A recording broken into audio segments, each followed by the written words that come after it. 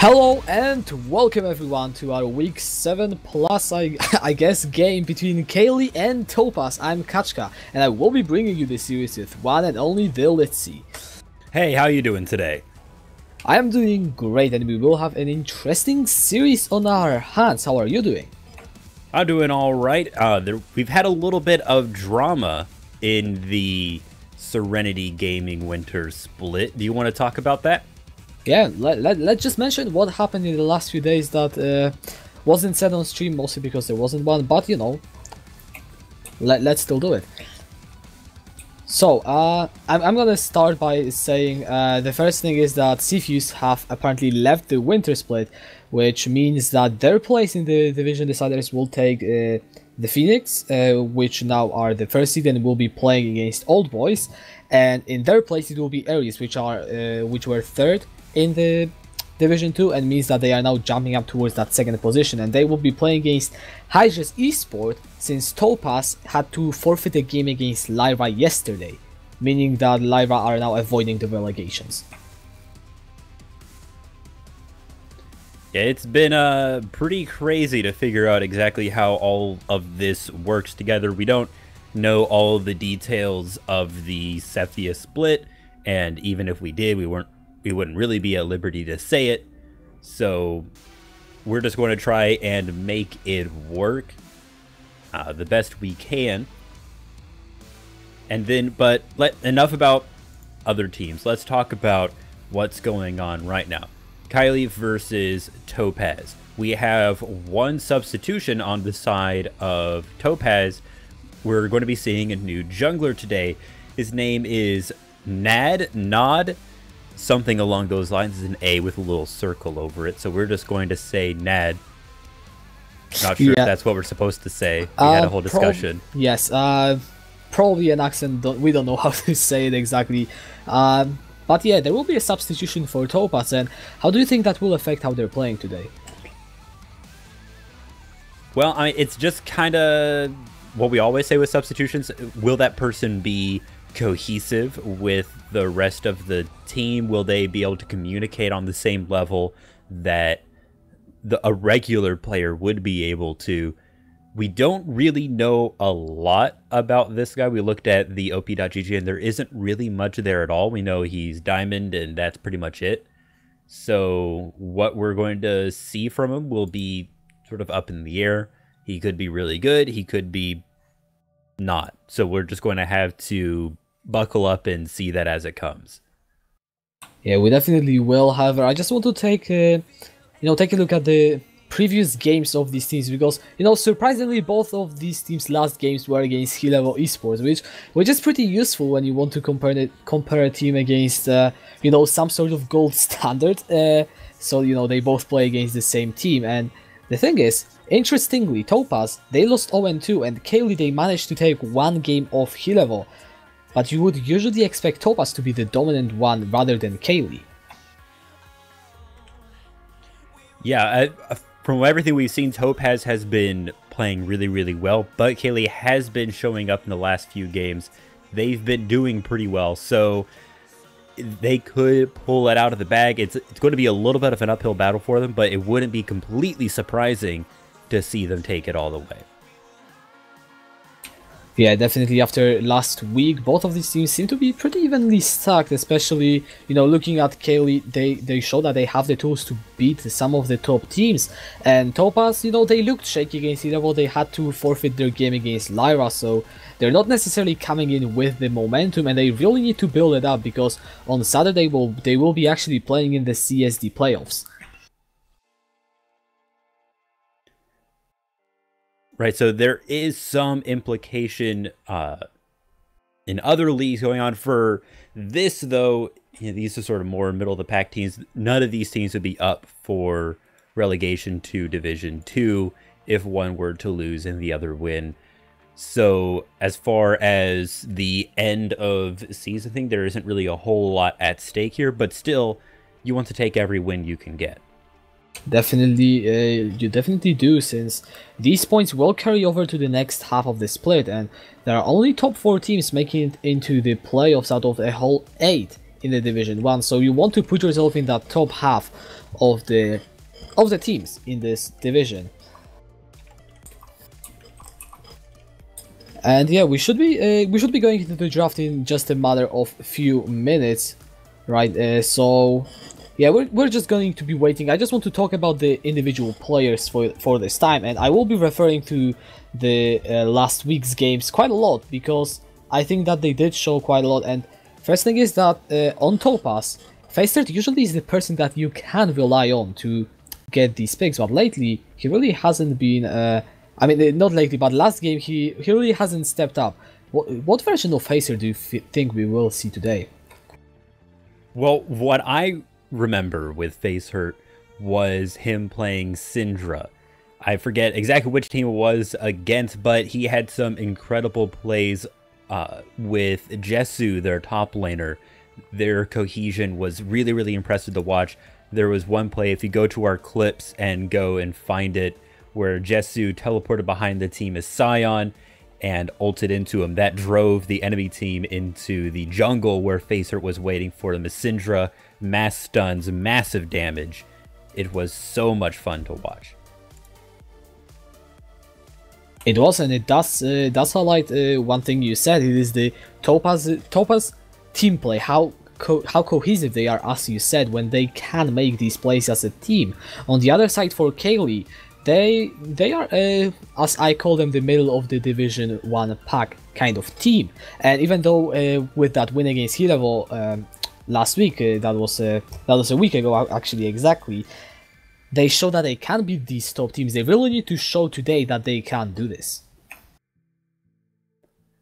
I think that's really what Caeli has been missing, is that team cohesiveness that Topaz has. Topaz, they're willing to take risks, they're willing to push a little bit further, and they have the teamwork and the individual ability to pull it off. I think that Caeli has some great individual ability. I think every team in Division 1 has a great individual ability. And what really sets them apart is their teamwork as a team, their communication, their ability to trust in each other, knowing when to go in and when to pull out. So that's really what we're going to be looking for here, is less on the duels and more on, will these teams be able to communicate and get to that higher level, so to speak. Yeah, the teams are now getting ready. The links for the pro draft are already sent out, so we should be going there in just a matter of few dozen seconds or minutes. I don't really know, so what do you think we could be expecting to see banned or picked in this game? Well, Caeli will probably be banning Syndra away from Topaz. Facer has been incredibly dominant on the Syndra. I wouldn't be surprised to see that go out. And then as far as Topaz, probably the Renekton is going to be taken away. Nizik, the top laner for Caeli, has played Renekton really, really well. And he had a really great performance against Nanki just last week playing that Renekton. So I wouldn't be surprised to see that be taken away. Yeah, Ziggs is actually the ban of choice, followed by Irelia. Irelia makes quite a lot of sense. It is a strong pick, pretty versatile. Nearly any solo laner can play it, and getting rid of it just saves you all of that trouble. Ziggs, I'm interested to see where it exactly comes from. I didn't pick up on it, but maybe Caeli saw something that I didn't. It could be that they're going to be playing someone that Ziggs counters or something along those lines.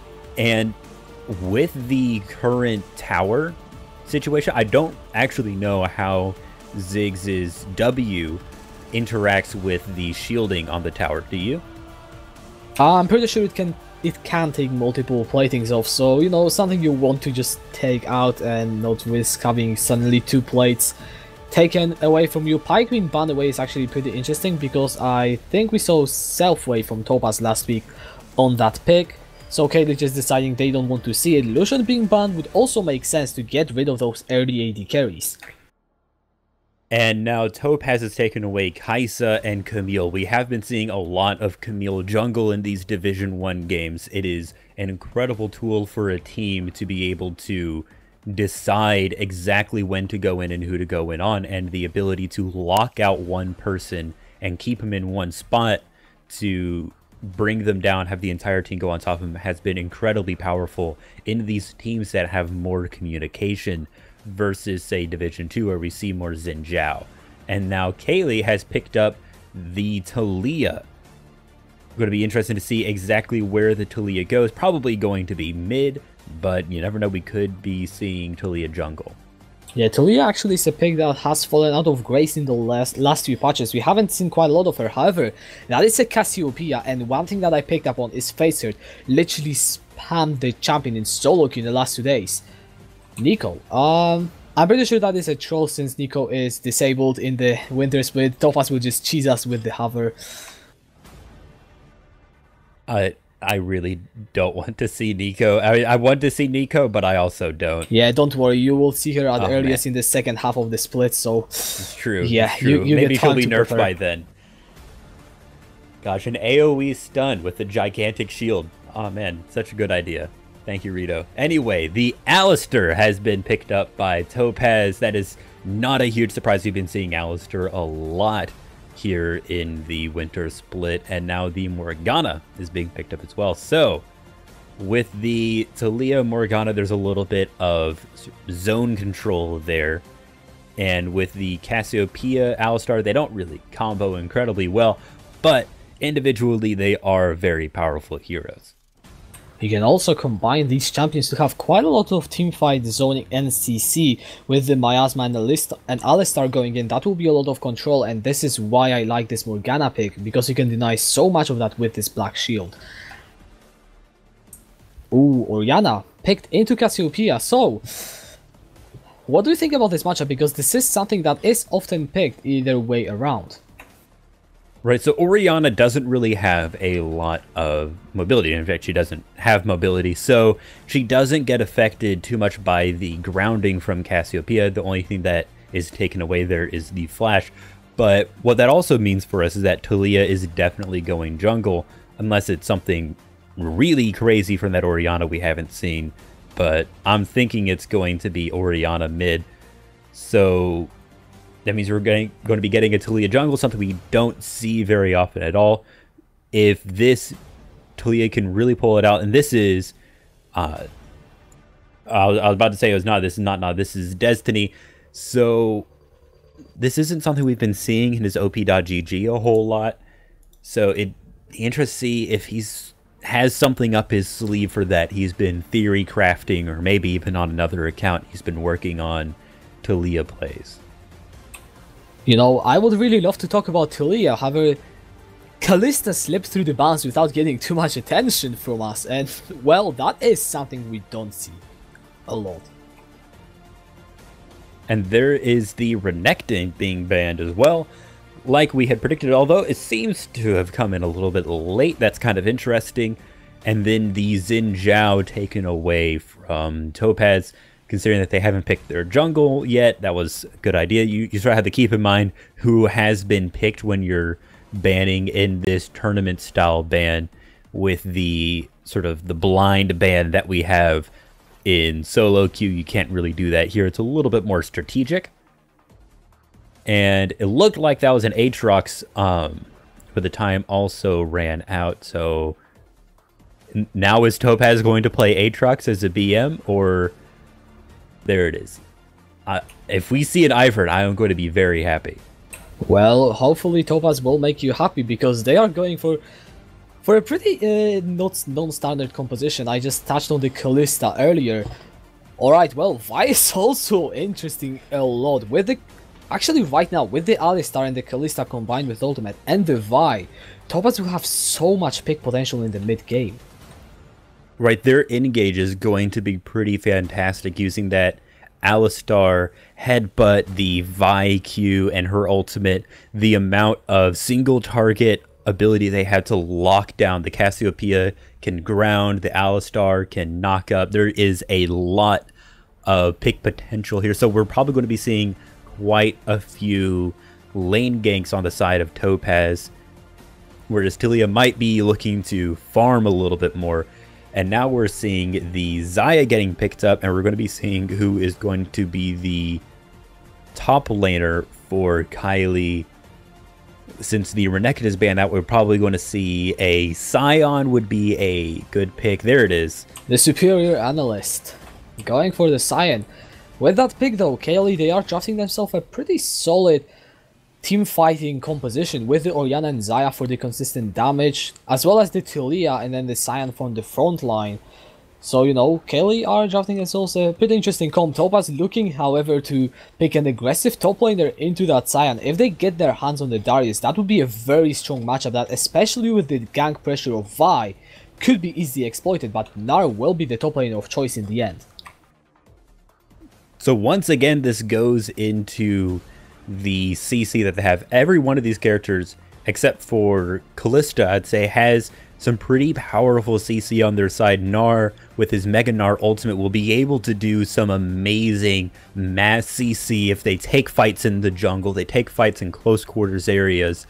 They will have some amazing fight presence. And then on the side of Caeli, they have a pretty interesting matchup here. We don't see Orianna a whole lot, and we don't see Taliyah a whole lot. The other characters on them, the Morgana, the Sion, are pretty standard. The Xayah has a great early game, and then late game it still does a lot of damage, so there isn't a whole lot of downside there. Her mid game is really where she isn't quite as good, and then the Sion, with the amount of CC that he has with his Q and his ultimate, will help up for Caeli not having great engage. It seems right now that they have a pretty defensive comp, but with that Taliyah, if we see some really good ultimates come out, we might be seeing some great team fights.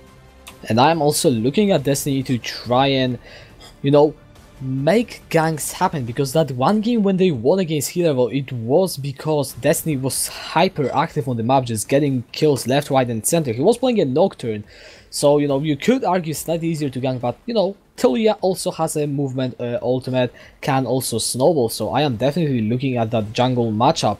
However, one place also that I think we have to look at is the potential of the Kalista to snowball. The one thing with that is that Morgana and Xayah are a fairly safe lane, especially post 6.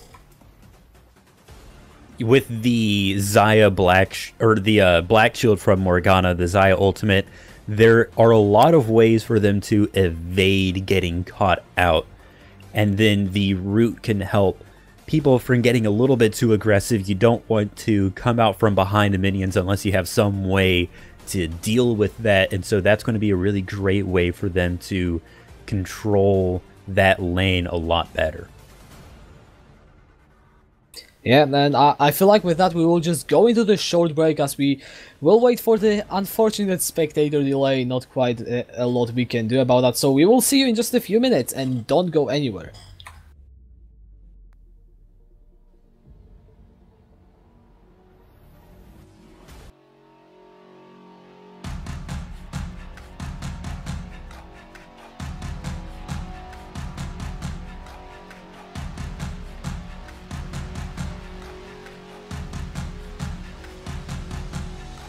Tonight I'm coming out the shadows.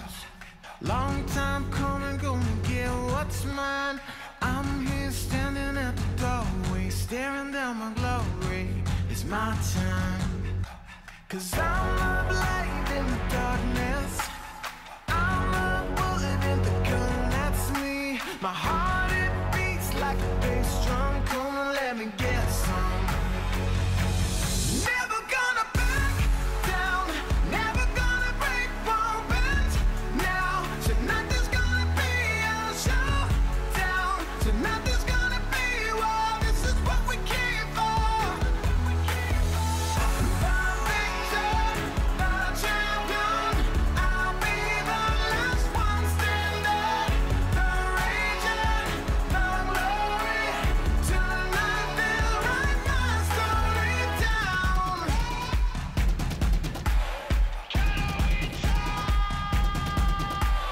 Time goes by in a moment. Can't blink now, only got one shot. It's all I need, gonna own it. Running to the top now, I won't stop. 'Cause I'm a light in the darkness. I'm a bullet in the gun, that's me. My heart, it beats like a bass drum. Come on, let me get some. Never gonna back down, never gonna break one bend. Now, tonight there's gonna be a showdown. Tonight there's gonna be war. This is what we came for. The victor, the champion. I'll be the last one standing. The raging, the glory. Tonight they'll write my story down. Tonight they'll write my story. Tonight they'll write my story down. Tonight they'll write my story. Tonight they'll never gonna back down, never gonna break one bend. Now, tonight there's gonna be a showdown. Tonight there's gonna be war. This is what we came for. The victor, the champion. I'll be the last one standing. The raging, the glory. Tonight they'll write my story down.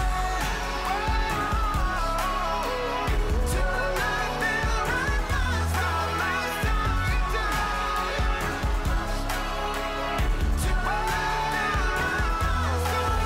down.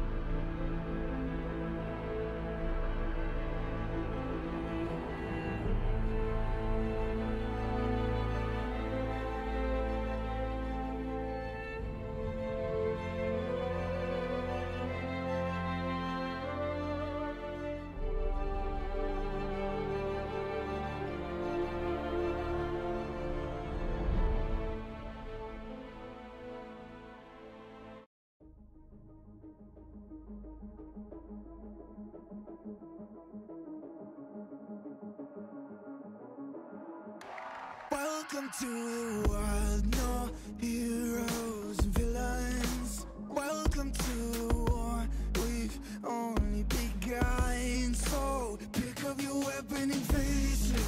There's blood on the ground, go and take it.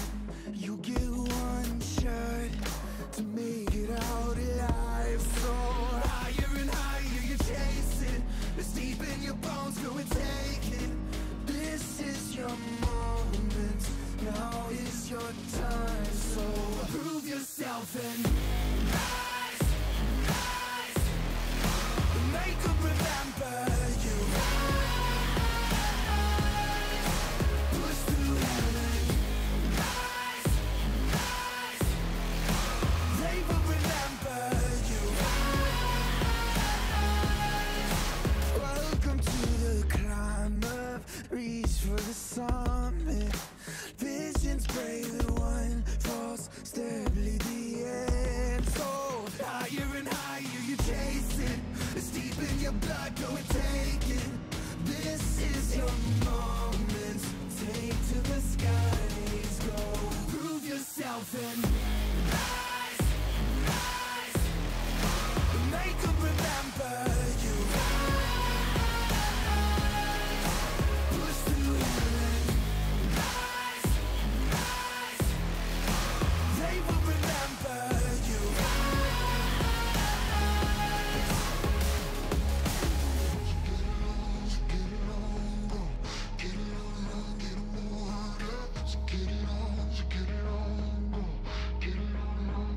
It is you fight among the dead beneath the dirt. Or do you know yet? Or do you want it? And when the giants call to ask you what you're worth, or do you know yet? We don't die. Prove yourself and rise, rise. Make them remember you.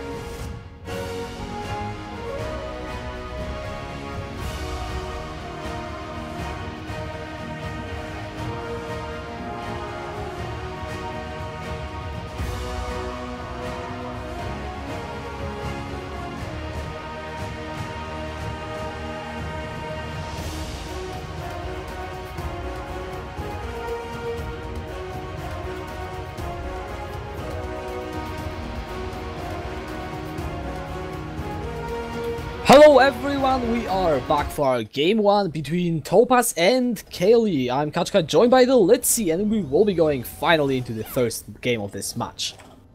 So we have some pretty interesting matchups. We're seeing that Talia jungle, which isn't very conventional. We don't see that a whole lot. And we are seeing the Callista on the side of Topaz. So there's a little bit of weirdness on both sides. We don't see Callista a whole lot, but we are seeing her now. So it's going to be a pretty interesting matchup as far as both sides go. And then it doesn't look like there's a lot happening right now. Both teams are just scoping each other out, trying to maybe get some pick damage, but nothing is really going to come of it. Yeah, they will be just standing around, poking at each other, looking at something. And you know, you said how Talia isn't really something we see a whole lot of, and it's really interesting to see how quickly the meta has swapped over this preseason, since pretty much the only thing you would see before that was that Talia jungle. Well, it is back, and I'm interested to see how it will do this game. But yeah, Callista also a very interesting thing. And how about we try and break this game up matchup by matchup? So the first place that I would be looking at that it probably will be interesting is this jungle, because we've got Destiny on the Talia and Nat on the Vi. So how do you think they will try and play this game? So the Vi, both teams are going to have to be very, very careful about that, because she has some amazing ganks, especially when she hits 6 and she's able to just get that point and click. She will get to you.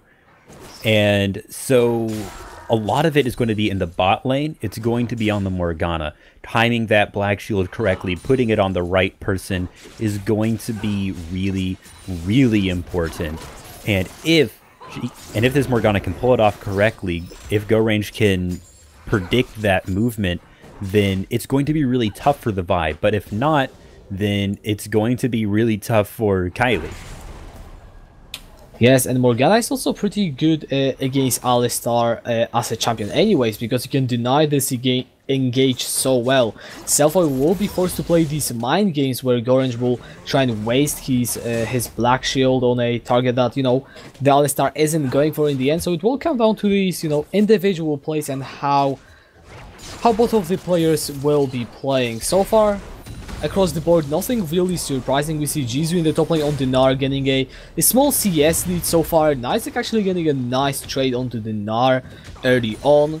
We'll get the push in for that one wave, but nothing really out of the extraordinary. Both junglers though will be pathing towards that top side, so we could be seeing something happen there. Looks like we're seeing a little bit of fight over Scuttler. The two junglers just kind of looking at each other, trying to figure out, and Vi dropping really low. Yeah, Nat will actually get over the wall with his Q very, very close. Destiny has so much damage on that early game Talia, but won't be enough in the end to secure the kill. That was pretty risky there, and now the Scuttler is going to be going to Destiny. And as far as the top side goes, we are seeing a little bit of fight there. Both sides just trying to get their grass procs off. Actually, I take it back. Only Nizik has grasp. I actually missed that. Jesu has pressed the attack. Does make sense on Gnar. And gosh, that was really close right there. And then, so this is an interesting matchup. So Sion definitely has the advantage. Look at the mid lane though. Facehurt has no mana. He has got the flash and the heal is running very low. The heal has been used and the flash as well. A good gank from Destiny will force both of the summoners. And a pretty good chance to get some CS and possibly some damage on the shields. But instead, Orianna is going to back as well. It looks like we may be seeing a gank in the top lane, but Nizik does see it coming since he has a ward in the tri-bush. Destiny is now pathing towards that bot side though, and Kale and Selvae are pushed up very, very low. Ignite is down onto Kale. Flash forward from Destiny, but first back goes down in the top lane. Nicely getting that one up. Nat will trade it back, switching back into the top lane. Destiny is chasing Kale on the Callista. No flash, no kill, and an auto attack will do it. A lot of action in the early game. Overall, a 2-for-1 in favor of Caeli. That looks pretty good for them, and they also have that first blood gold. It was pretty interesting to watch that. Nizik knew that if he tried to get under tower, chances are he wouldn't actually be able to do it because the Vi would just Q him, and he would... either take a lot of damage or just die. So he decided to just get the kill, get away with it, and that also puts him ahead of his laner. And so now he's going to have a little bit of an easier time in lane. And as I was talking about before, this is a pretty interesting matchup since Gnar is able to get CS much more easily in the early game than Sion, since he has that range. But Sion, if you get too close, he will be able to just do so much with his Q and his E. That devastating smash is very, very good for zone control. You have to get out of it or you're going to get knocked up and take quite a bit of damage. Good thing going in for Jizu though is his CS, but now he is hitting level 6. Nad is up in the top lane. The Gnar ultimate will not land. No ultimate available for Nizik. The Vault Breaker knockup will be enough as Jizu picks up the kill. So that's just trying to even them out a little bit better there. That is going to help Jezu quite a lot. That was a really good call on the side of Nad there. He knew that he didn't really mess up the last time. Maybe he could have landed the Q and killed Isaac a little bit faster, and then Jezu might not have died. But the follow-up gank, he knew that Isaac was going to be a little bit more aggressive since he had that gold lead, and it really paid off. Yeah, now we actually see Destiny trying to put some pressure down in this bot side. Will not really be able to find the ganks. No Weaver's Wall means no easy access to that bot lane. On the other side, we see Nad trying to camp in that top side, looking for a gank opportunity. So both of the junglers trying to make something happen. Meanwhile, Jizu in the top lane, great! And still non-stop interrupted and flash away from Jizu. But he gets this solo kill on Nizik. That just little bit of minion damage ended up being exactly what Jezu needed there, and the little bit of BM from the dabbing Pengu there. That's gotta hurt. You don't want to see that. You hate to see it. It looks like we're having some action in the bot lane. Yeah, Caeli is 1 versus 3, has got no flash. He actually kills Destiny, but it will not be enough to turn it around, and he will fall down to Frenzy in the end. Selfie trying to go in, but he will just get binded up and rooted down, taken down by Gorage. But here comes Facer. He has got access to his ultimate. One twin fang and another one. The petrifying gaze from Facer will get the kill onto Frenzy as Gorage flashes under the turret. And then overall, 2 for 1 trade in favor of Topaz, I believe. Yeah, and that ends up putting them in the lead 4 versus 5. It was a little bit sketch there for a little bit, but that teamwork, that communication we were talking about ended up really working for them. There was a little bit of early engage from Selfway there. He couldn't quite, but it looks like in the mid lane we're seeing some action. Yeah, in the mid lane Kevin will get knocked up by and then the turret. The shock onto 2 members will save him. Top lane Nizik though will die to a 1v2. Bot lane Caeli, or sorry, mid lane Hivian will fall down. That is a lot of action. Overall 2 kills picked up for Topaz, and they are trying to snowball their lead. That is an incredible combo on the side of Alistair and Callista there that I hadn't considered. The Callista ultimate being able to throw Alistair to the enemy so he can reposition and knock them under tower is very, very powerful. We saw it in full force there. Ended up getting an extra tower shot onto the enemy Orianna Highwind. So that worked out incredibly for them. Seeing a little bit of action in the bot lane, just the roots, the combo root on Morgana and Azaya is very powerful there. And it looks like we're seeing a little bit of action in the top lane. Yeah, Destiny tries to find Jizu, will not actually find him in the end. Nice escape coming in from the Gnar will make sure that Jizu gets to back with the 2500 gold he's currently sitting on. He will be a one happy Gnar once he buys the items. That is a whole frozen mallet at 9.5 minutes. That is going to be great for controlling the Scion a lot more. Looks like we're seeing some action in the jungle. Highway taking a lot of damage, and the Vi trying to follow it up. Yeah, bot lane though, however, Gorenge will get taken out in the end. Hivian also taken out with the Vault Breaker. Frenzy now will flash under his own turret. Caeli still trying to follow it up. Nat is down there. No ultimate. Flash forward with the Ren. But the turret shot, no, they won't be enough. The heal saves Caeli. And Topaz pick up another 2 kills. Or 3. That's what we've seen from Topaz. Really aggressive plays. Really power plays that They're risky, but if they can pull it off, get some great leads, and that is showing right here. They got that 4.1k gold lead, and now they are taking out the Cloud Drake, giving them more roaming capabilities. We're seeing a little bit of vision here on the side of Go Range, but he isn't able to get it. And now they have even more. We have a 4k gold lead and a dragon. And that will help them a lot with trying to roam around the map, not already, you know, making his gangs happen.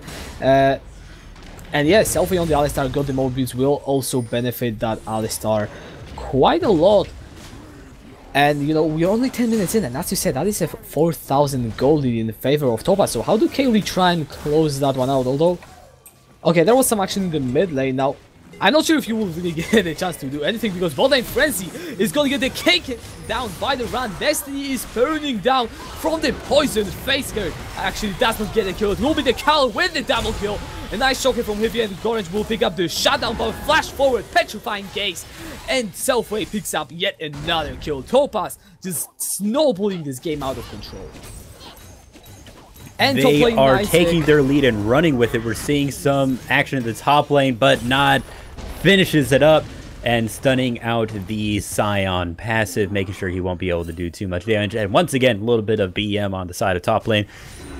And now we're going to see some of the plating fall in the bot lane, get that extra gold. Once again, I don't think Frenzy will be able to get there quite in time to save the plating. It looks like he won't even want to take this much at all. The Hex Flash to get away.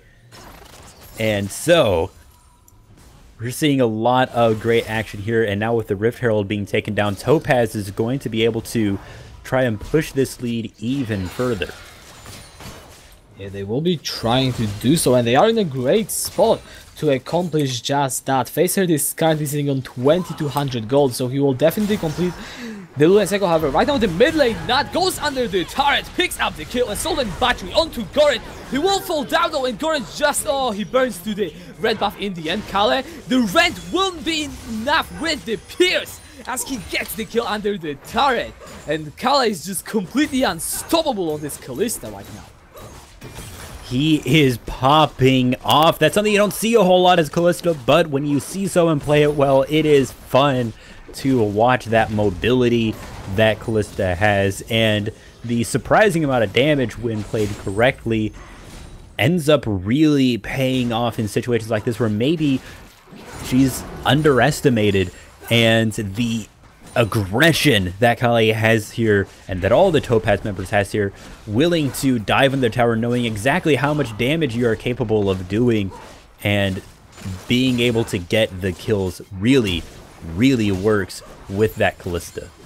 Selfie, I think that was a Hex Flash. I'm just not sure I saw him use the flash. That was interesting. Nevertheless, looks like we will not get a break from the action. Nazit chasing down Nizik in the top lane.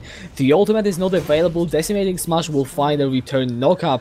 A turret in the meantime has been taken in the mid lane by Caeli. He's just trying to get so much more gold. This Kalista mid on that will get taken down by Destiny, who gets himself the kill with so much more damage.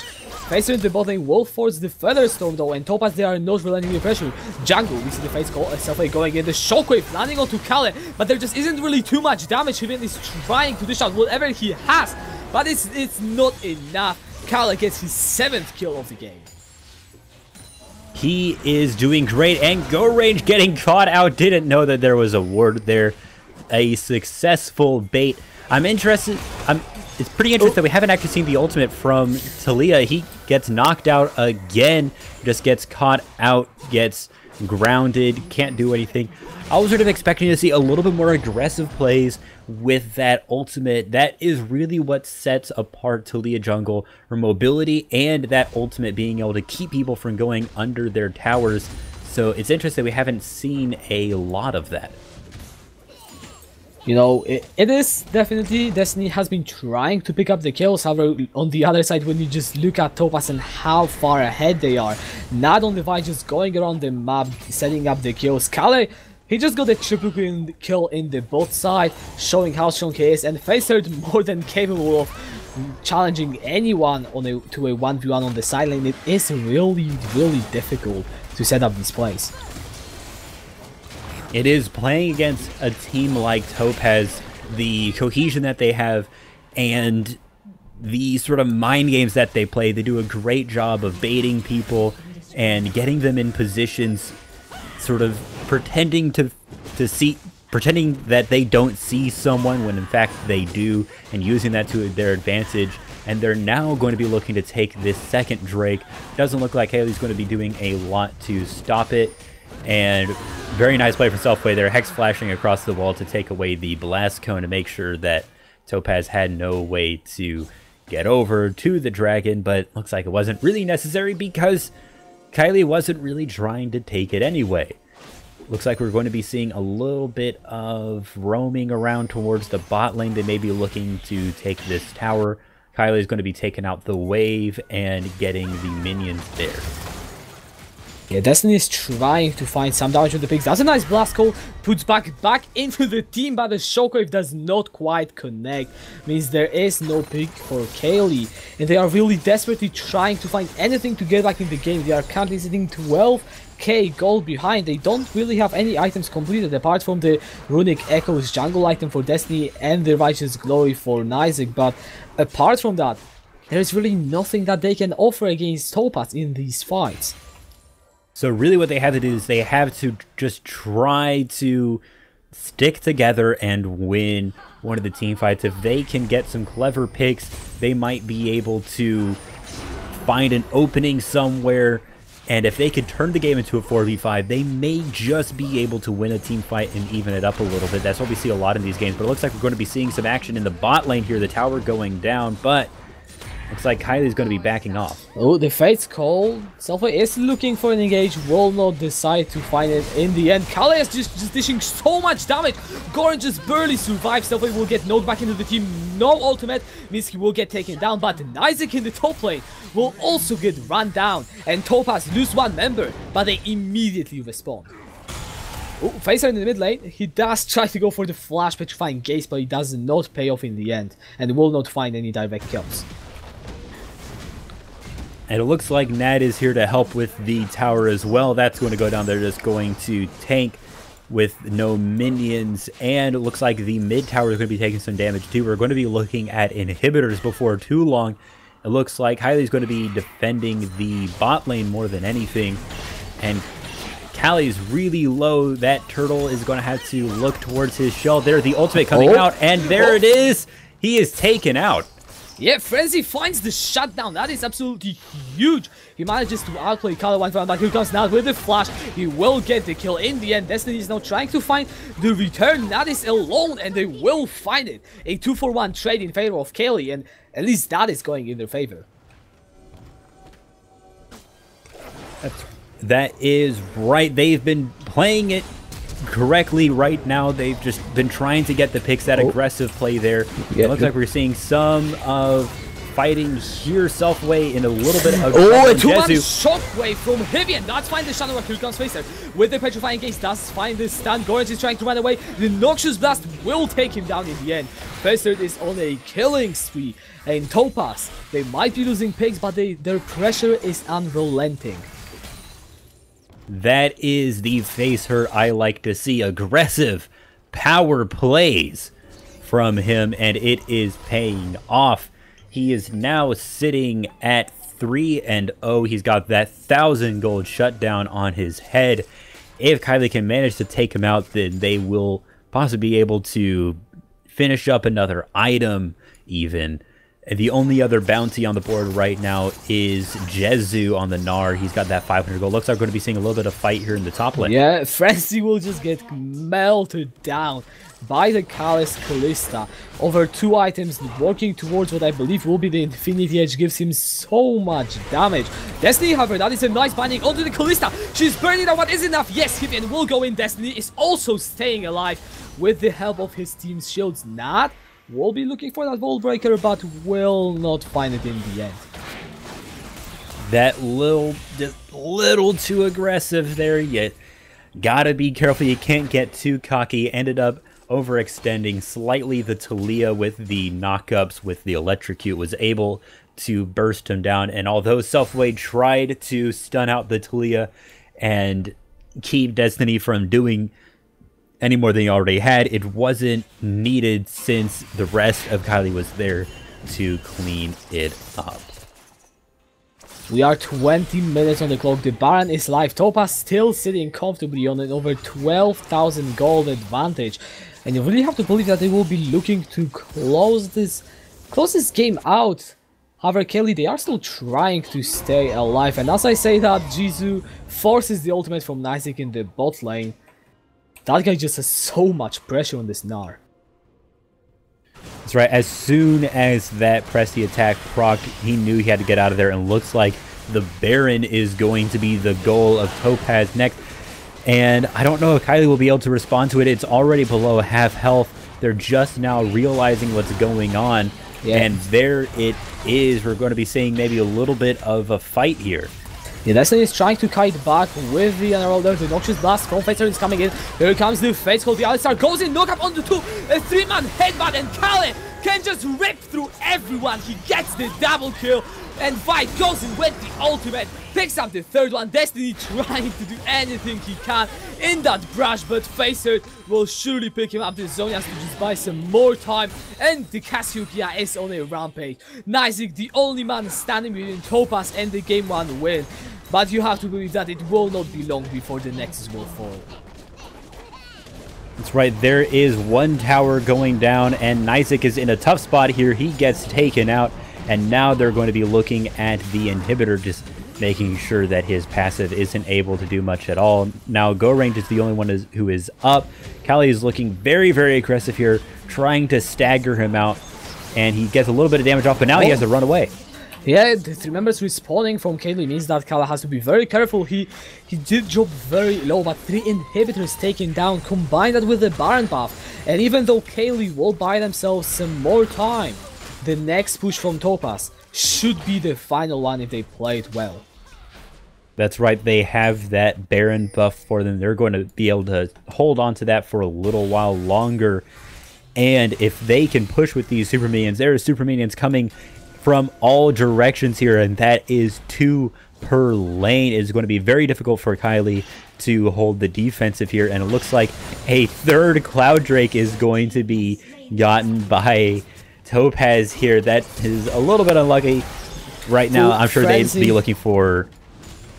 Frenzy the bot lane just got literally run down by Facer's Cassiopeia. That is unfortunately the reality of the game when you get Cassiopeia to such a point so early on. And 3 inhibitors down, Baron buff down, Topaz. They are all 5 members strong against 4 members of Caeli, and they will be looking to knock at these Nexus turrets earlier or later.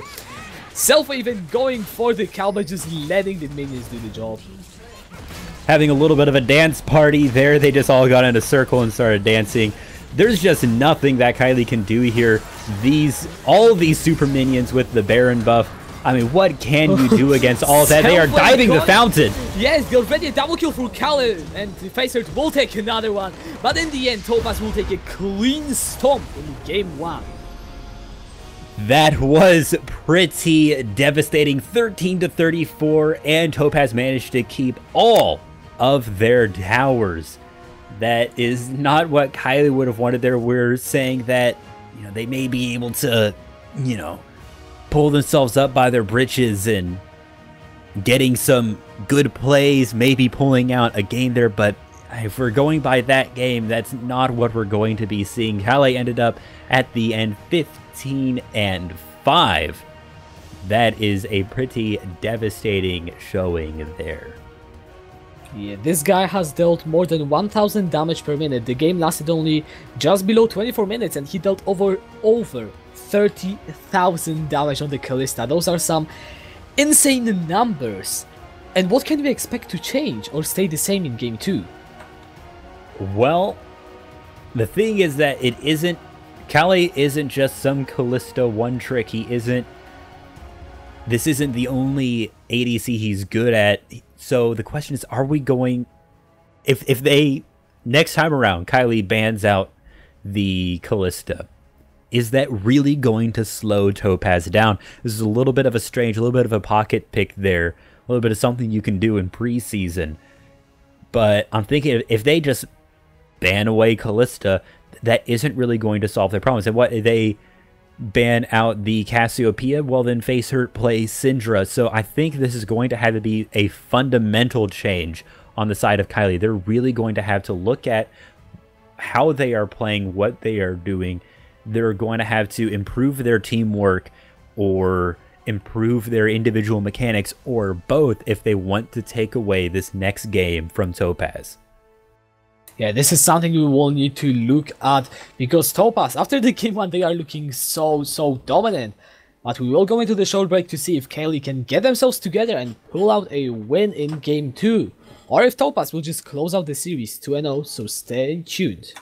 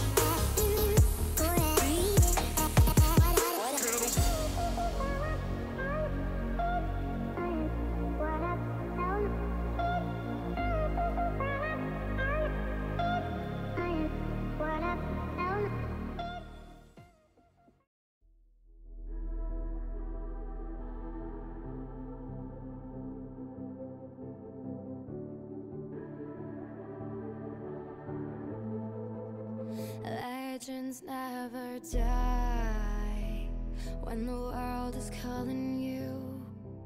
Can you hear them screaming out your name? Legends never die, they become a part of you. Every time you bleed for reaching greatness, relentless, you survive. They never lose hope when everything's cold and the fighting's near.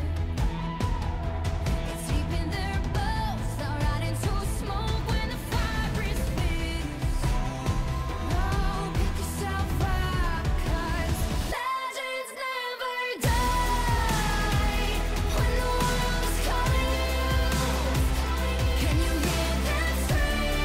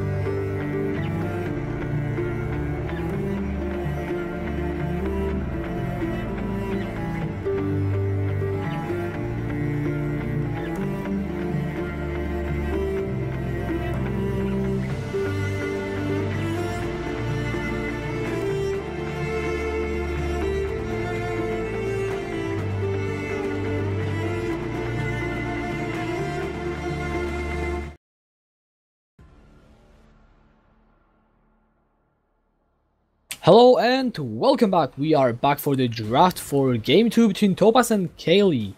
After a Game 1 win, Topaz will be looking to close out the game. The series 2-0, and Caeli, they will be looking to stop them.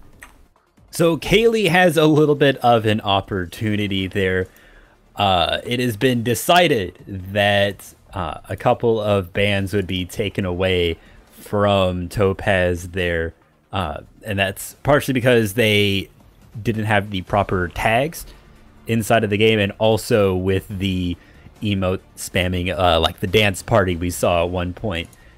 Topaz is going to be missing out on a couple of bans, but as we were talking about before, I don't know if the if that is going to really change a whole lot. I think this is going to have to be a little bit more of a fundamental change on the side of Caeli. They're going to have more teamwork, their individual performance is going to have to go up a little bit, as well as their teamwork, their cohesion. We're already getting hashtag free SRG Topaz in the chat. We'll see if they'll be able to pull through. Yeah, I mean, to be honest, from what Topaz have shown us last game, the loss of these two bans, it is always a pain in the backside, but you know, it really shouldn't be that influential. As you said, these players can play multiple champions, and it wasn't that they really picked their one tricks. I guess the one thing you could argue is that FaceHeart has played a lot of Cassiopeia lately, but I'm pretty sure he is more than capable of playing many other champions. Topaz, though, they will get their first and the only ban in the phase 1. It will be the Braum. On the other side, Caeli removing the Pyke and Alistar, so a lot of support focus coming in from both of the teams. Yep, and there is the Braum ban on the side of Topaz, and then the Alistar and Pyke ban. A lot of focus on Selfway there right at the beginning. He has been playing really, really well. His Alistar that last game was perfect. And we're seeing a Cassiopeia ban as well on the side of Caeli. They do not want to play against FaceHeart playing his Cassiopeia again. Yeah, that was a scary thing, and even though Kalista was the one dealing the most damage, Cassiopeia definitely wasn't... FaceHeart on the Cassiopeia definitely was not a player that you could have looked past by, and Topaz, they will be taking this opportunity to just first pick themselves the Camille. That's a little bit of a power play there, Camille. Very, very strong this Wintersplit, and she's still strong this patch, especially in these well-coordinated teams. So that is going to be fun to watch. What are we going to be seeing from Caeli here? They have 5 seconds, and it looks like it's going to be the Lucian, that early game monster. And what are we going to be seeing his support? You would expect something early game, and no, interesting thing is also that Frenzy, he actually has been doing fairly well in the 1v1s on the AD carries, just outplaying his opponent. We saw last game, even though he was behind in items, behind in damage, he still managed to solo kill Caeli, and I believe one time he actually pointed out he solo killed the enemy ADC when I didn't notice it. So, you know, that guy on Lucian will be very strong, and pair that up with Thresh and you have a very, very powerful bot lane. The Lucian Braum was banned out with Braum not being here, but Thresh is still a very powerful pick. Him being able to use his ultimate to keep everyone in an area pairs really well with Lucian's ultimate. He's able to catch them all out with it and deal a lot of damage. And now we're going to be seeing the Scion on the side of Topaz.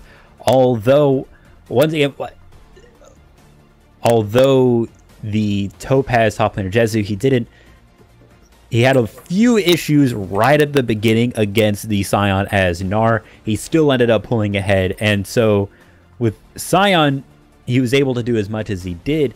It does make sense that Topaz is now going to take that away and give it to themselves. So it's going to be interesting to see what Caeli picks up to counter that. Well, one thing that is interesting to me is that you have got Camille, Cyan, and Xin Zhao, and you would expect the Camille to go into the jungle, but then you have the Xin Zhao, and I'm pretty sure that that will be the jungler. But then, where do you put the Camille? Do you put her mid lane, or could it perhaps be Cyan's support? I am pretty sure that Selfie used to play Maokai support, so I mean, Cyan is not too far off. However, it is Nocturne, and that is the pick on which Destiny managed to pretty much carry his team through to a Game 2 victory against Hillerød last week.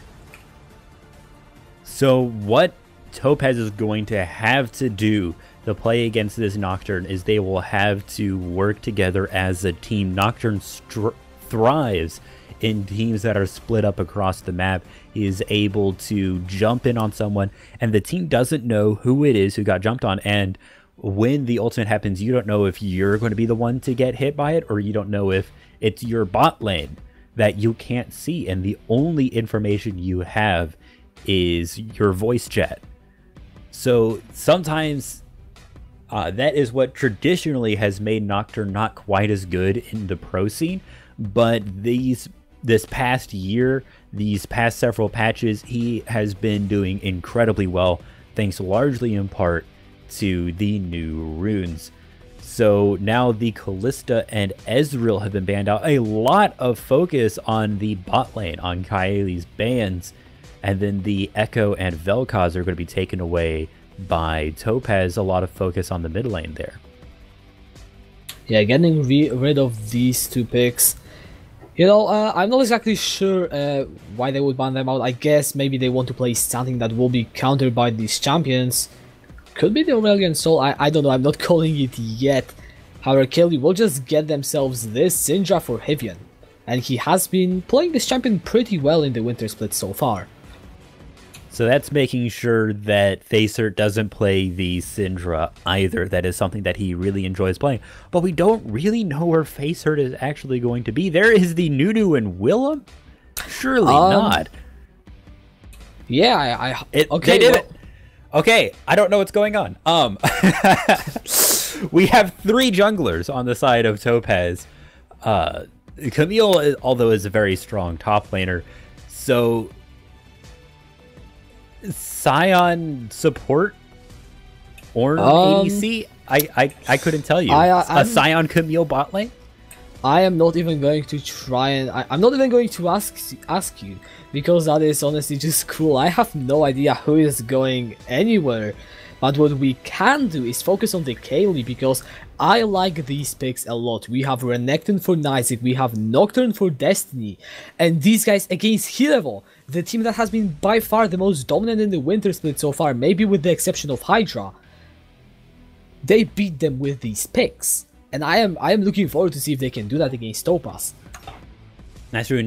Nizik is really good on that Renekton. It's one of his strongest champions there, and are we going to see that? The thing is, we're not entirely sure who he's actually playing against, whether or not he's going to be countered or not, so we're just going to have to see who he's actually playing against. I've played the new Nunu and Willem top lane, but it wasn't particularly good, so we'll just have to see how it goes. And as far as the other champions go, Syndra, really great. Stuns, really great. Damage coming from her. Nocturne being able to catch people out. But against all of these tanks, he may not be able to do quite as much as he would want to against a team of squishies. So it's going to be pretty interesting to see that. The Thresh and Lucian bot lane, very powerful combo there, able to lock people down and deal a lot of damage. And this is a very straightforward, by the books team comp from Caeli, but something from Topaz. It could be great. It's preseason. You never really know. So we're just going to have to buckle up and see for ourselves in the game. Yeah, unfortunately, guys, we will leave you on that, as the teams will be going into the draft in the actual client. So stay tuned with us, and we will update you as soon as we will actually know what's going on, what are the picks, and we will see you in game in just a few minutes.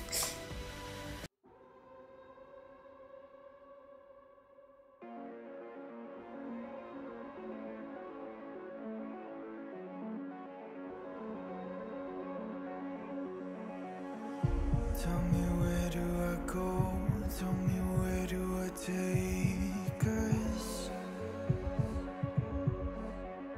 Your heart is starting to slow. May the water be safe. As I dive in, blood stains washing underneath the waves. I'll be reaching out to kiss your face. As we fall, I can't hold on much longer. We're drifting down to the other side. Try to pull us under. Keep holding out for the other side. Tell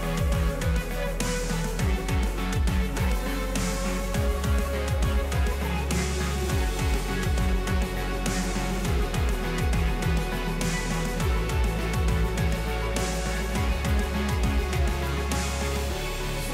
where do I go? Tell me where do I take? Where do I go? Tell me where do I take? Your heart is starting to slow. May the water be safe. Where do I go? Yes, I do. Where do I go? Tell me where do I take? Where do I go? Tell me where do I take? Your heart is starting to slow. May the water be safe. As we fall, I can't hold on much longer. We're drifting down to the other side. Try to pull us under. Keep holding out for the other side.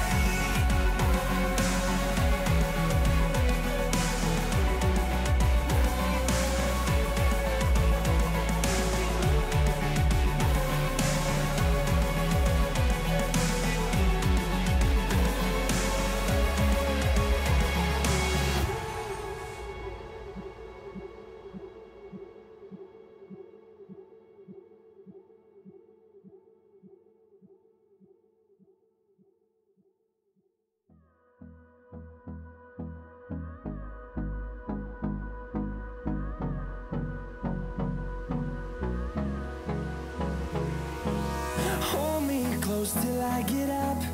Time is barely on our side. I don't wanna waste what's left. The storms we chase are leading us, and love is all we'll ever trust. Yeah, no, I don't wanna waste what's left.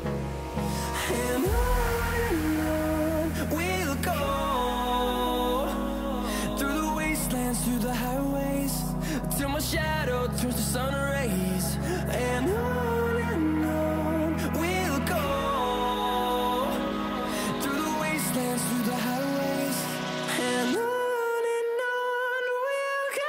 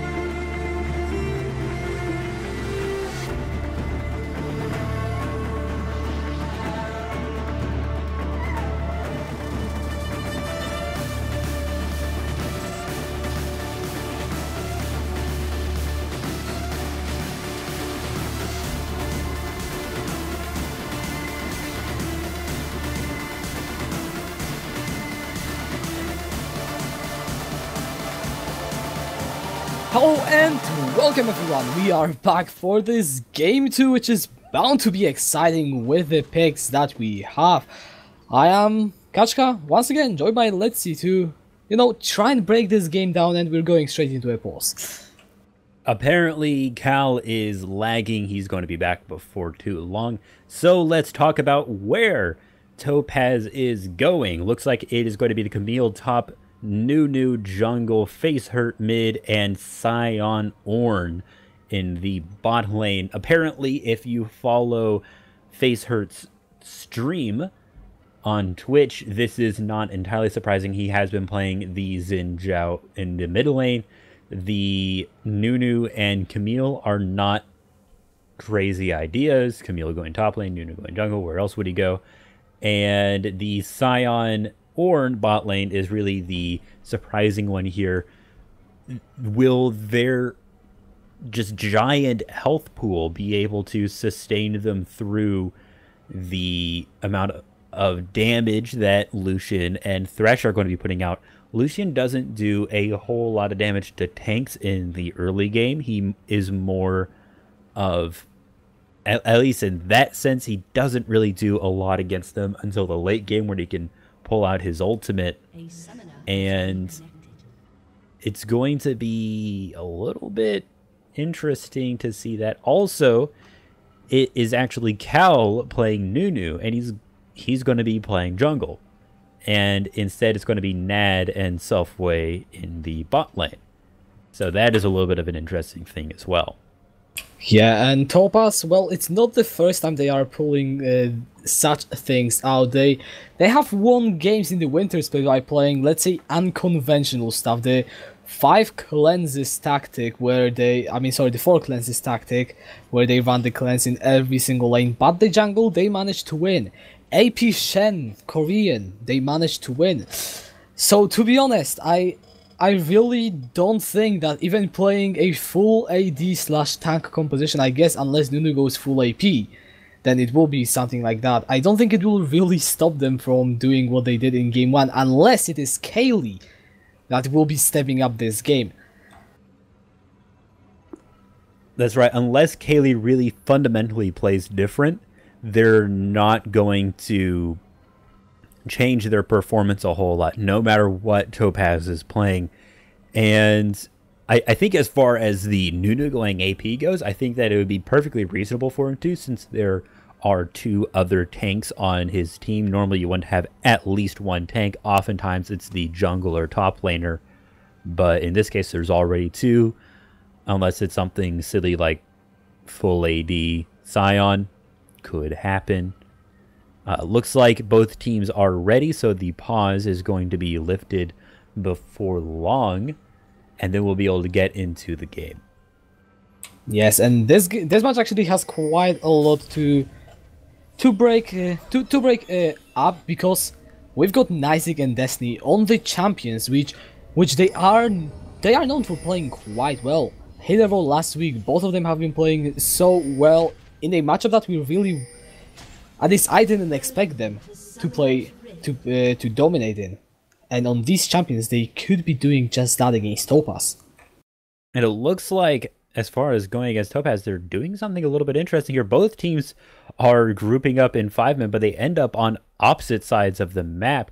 And also, one thing that's pretty interesting I'd like to point out is both of the bot laners on the side of Topaz, Nad and Selfway, have relic shields, so they're just going to be giving essentially double gold to each other whenever that is up. This will mean that their economy is a lot. That is a lot of mastery spam from Caeli. Not going to lie. They are showing they can play these champions pretty well, I guess.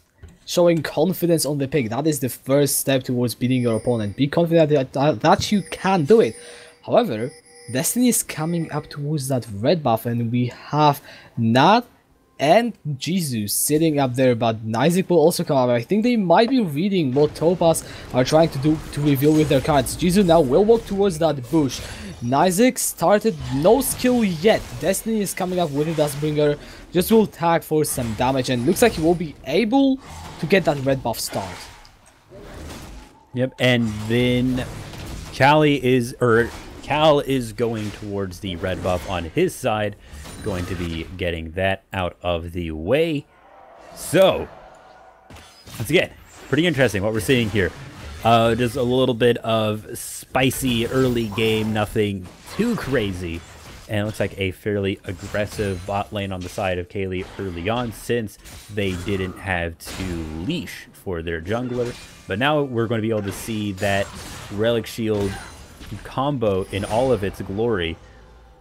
But the real issue here is that they're going to have a difficult time farming, because they're just going to have to keep these minions under their tower, so then they can have the proper range to them. Otherwise, Lucian is going to be able to just poke damage them to death.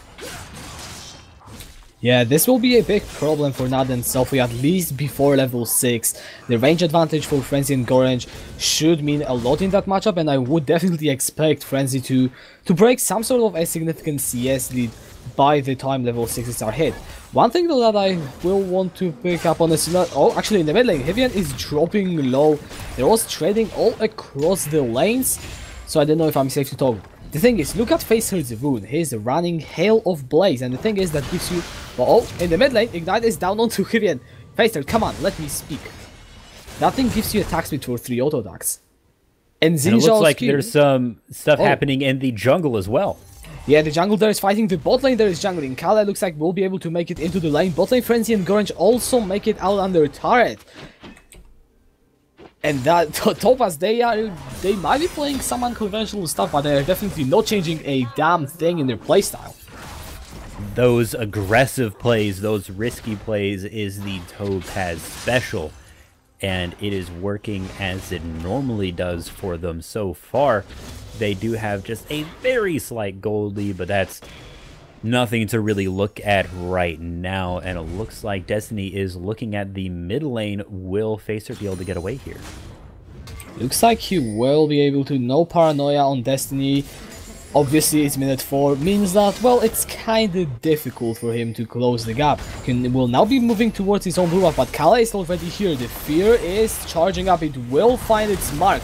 Destiny will get knocked up with the charge. A nice team and play from Gorange, but flash forward from Caeli will find the root. And look, landing onto Nunu. First blood going for Gorange. Facer will be able to find the returning on the Zinzao. He gets the blue buff, but has only 200 health. And Hivian will be trying to get that kill. The auto attack will secure it. Flash forward from Frenzy onto Selfway.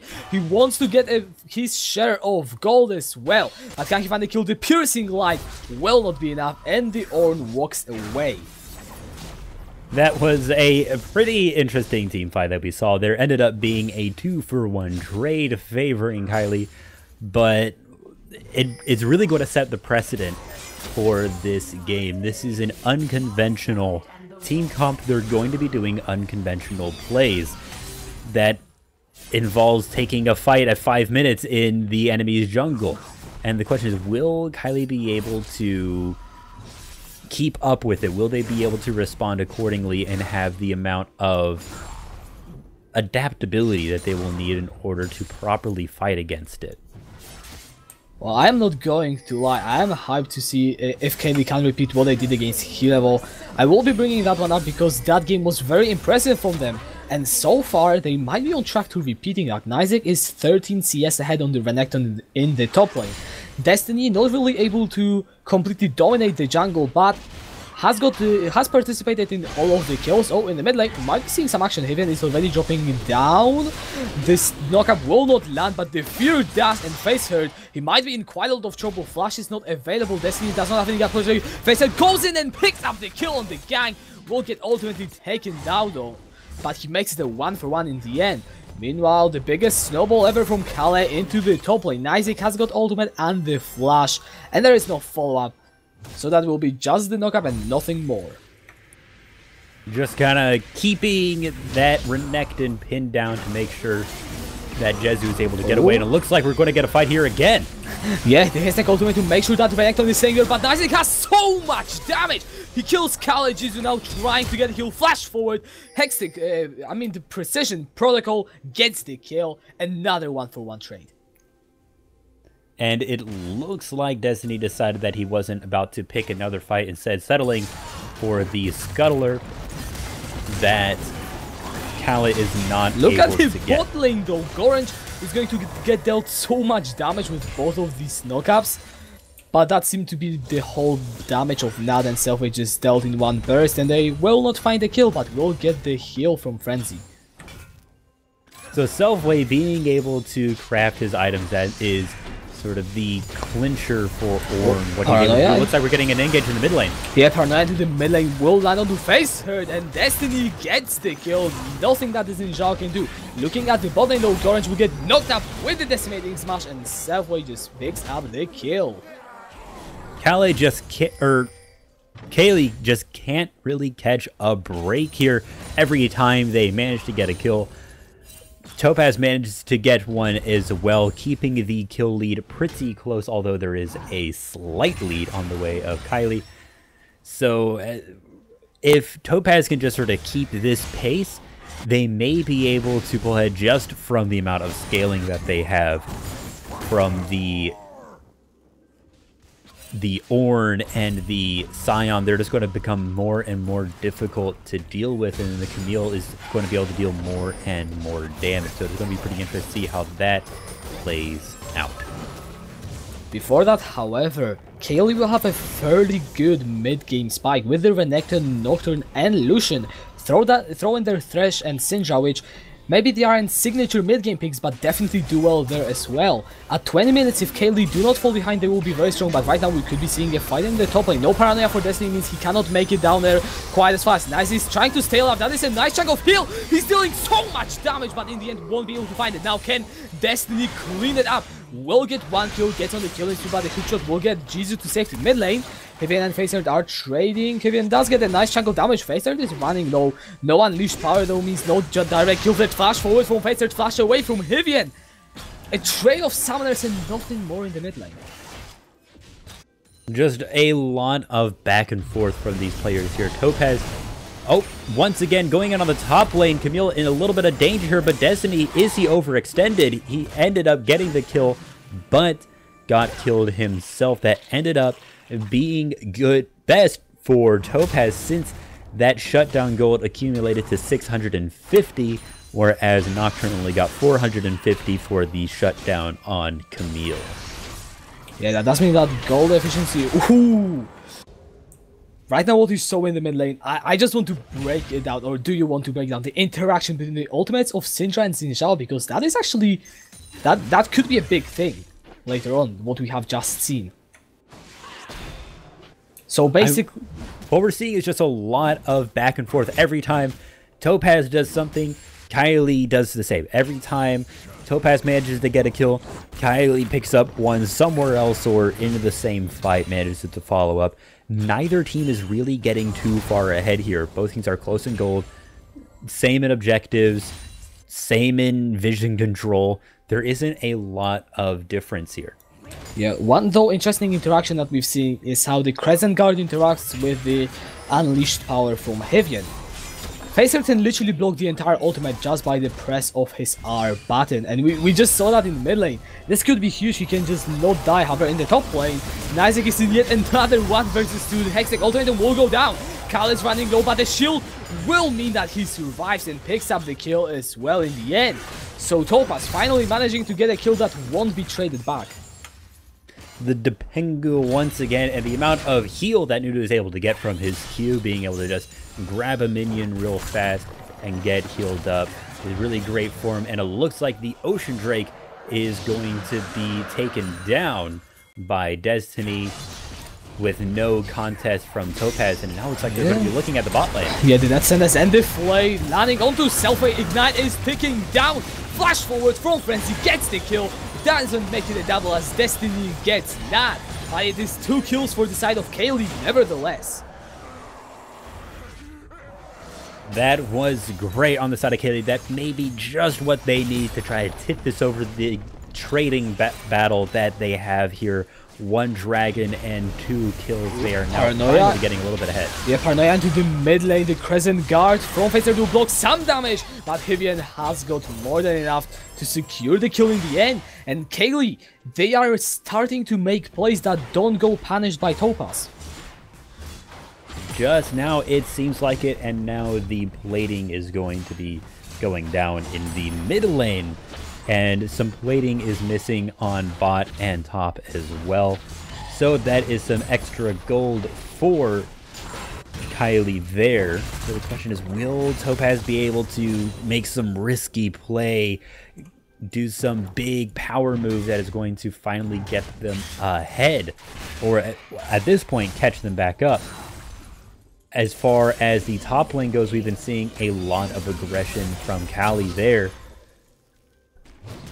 And it looks like the Syndra is going to be roaming up there now, but Jesu's playing pretty far back, so it seems like he's going to be safe. Oh, he does go forward with the hook shot. That means no escape. He does have to burn the flash in the end. And top lane, as you said, it does seem to be the focus of both of these teams, but they have been so active elsewhere as well that it is really hard to say where they are focusing now. Topaz will get the priority over the mid lane, sending 3 members over there. With all the demolishes, they will be able to take platings down to 2. So the turret will be running very low as the platings will fall in a minute. And Topaz right now, they are looking to further their vision control in the river. However, okay, Frenzy will just jump over the wall from that unstoppable onslaught. Nothing too dangerous over there. Oh, here. I don't think we really get to talk at this point, Topaz. Alright, I think it's safe. Okay. So what we've been seeing here is a lot of aggression from Topaz, but Caeli's doing a lot better job of defending against it and also retaliating to it. The follow-up from them has been really helping them. Maybe some of these unconventional picks is going to be helping with that as well. And with the turret plating falling in just about 30 seconds, now is the time for them to get any more gold that they can. There's a little bit of action in the top lane, but nothing to come from it. And once again, sort of looking at the bot lane, maybe something to happen there, but for the most part, it seems pretty safe. Oh, Hivian now will find his own 1 versus 2. Nice flash to get away from the snowball of Kala. Will just dish out some damage back. One big point though is that if you pay attention to Topaz's inventories, they literally are building 4 tanks in the booster, but right now Paranoia going into the bot lane. Selfie will just dash out a nice decimating smash to try and buy some time, but it just is not enough in the end. Destiny with the kill. A good stopwatch from that will get him to safety, as there is no way for Caeli to push on the turret with. Looks like it. Lots of aggression there, and Caeli the turtle, he decides not to go in, and it looks like maybe seeing something in the middle. Like just a lot of aggression everywhere going on constantly this game. Even in the top lane, both these teams are really gunning for each other's throats. They very much are. Gorange now will make it up to the mid lane. Teleport is being used by Nad, I believe. Oh no, it was actually Selfway. Death Sentence does not connect onto Facehurt. One thing though that is very interesting is, look at the inventories. What are you seeing? Because I'm seeing a lot of armor antagonists over in the mid lane. He's gonna get ignited down, taken down by Facehurt. And I don't think you will really will get any opportunity to analyze anything, as there was some fight in the bot lane. Looks like nothing major will result from it. Gorange is gonna get slowed in the mid lane, stunned with the hookshot, the Hextech ultimatum. Nice way to interrupt the decimating smash, but it just is not enough, or is it? Gorange will fall down in the end. And Isaac is trying to stay in the front line, dish out some damage, but he just cannot go in. And Topaz will just get 2 kills in the tower mid. Destiny though in the jungle might be in some trouble. Selfway and Nad are coming from the top side, and the shutdown is found onto the Scion. So that's a pretty interesting combo that we're seeing with the Ornn and Scion. Ornn's passive, Brittle, is triggered off of CC. Whenever someone is made brittle and Ornn auto attacks them, or they are CC'd by an ally, they take extra damage, and that works incredibly well with Decimating Smash. Ornn's Fire Breath is able to cover pretty much the entire area of Decimating Smash and make sure that all those people are brittle, so they take that extra damage.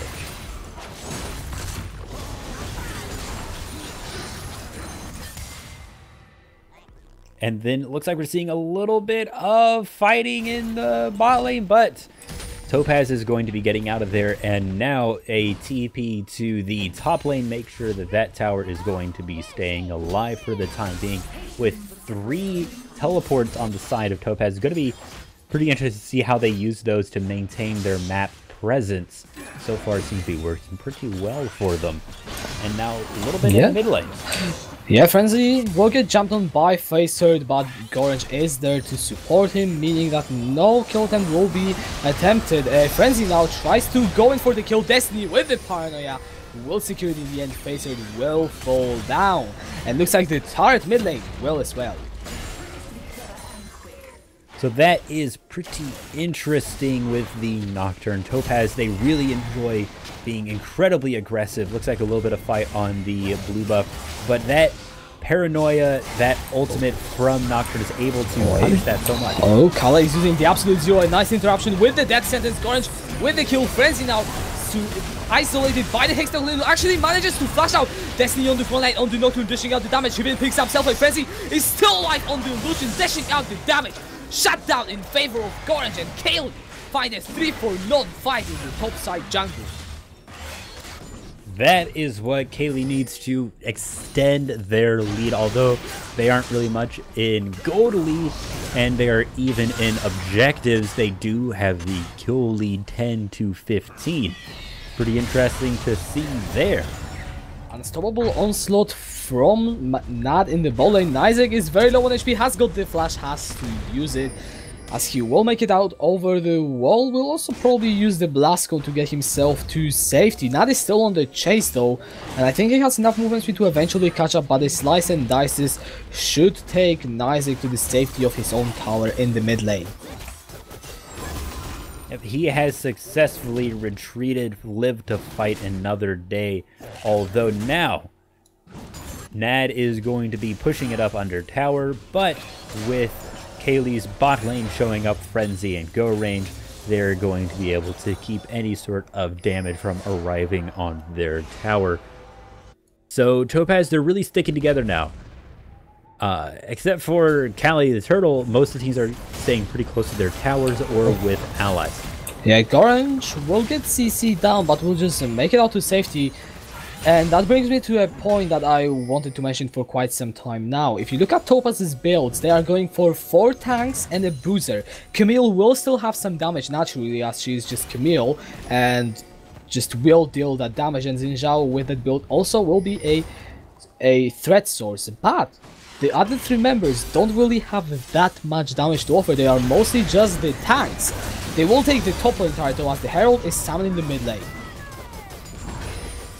So now there needs to be a little bit of response to that. There is 1 teleport up and is being used by Nad. Hopefully he'll be able to protect this second tower from being taken by that Herald. Yeah, the charge though will still occur. Destiny is trying to take this turret down. Looks like Caeli will be able to, but at what cost? Destiny, a great dark passage, gets him out. A triple knockup though. It could spell something bad, but Topaz are too far away to follow up. Look at Face, he's coming in from the top side. Knocks back Frenzy into everyone, but he's still staying alive on this Lucian. He will fall down in the end as Caeli picks up the kill, and 1-for-1 in the end. Destiny still trying to dish out the damage, will just get knocked up CC'd for ages. The dark passage though takes him to safety. Isaac will get out alive, and Hivian picks up Caeli.